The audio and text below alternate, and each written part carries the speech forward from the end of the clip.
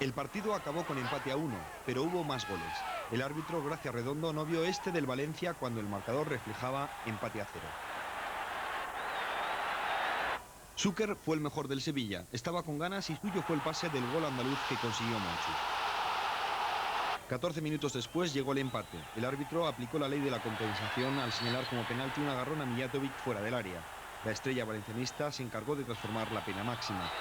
Víctor Espárrago, debutante en el banquillo del Sevilla, inculcó al equipo mayor pundonor. En la segunda parte sustituyó a Petkovic, algo que no gustó al yugoslavo. No contento. Contento yo jugar bien, pero no contento porque me cambio. A pesar de su buena actuación, Zúquer tampoco se marchó satisfecho. Después de los 90 minutos al croata le dolía todo el cuerpo. Hombre, me duele la cabeza, la verdad. Hemos hecho el primer tiempo magnífico y siempre encajamos gol. Hay que jugar más en contragolpe, la verdad. Hoy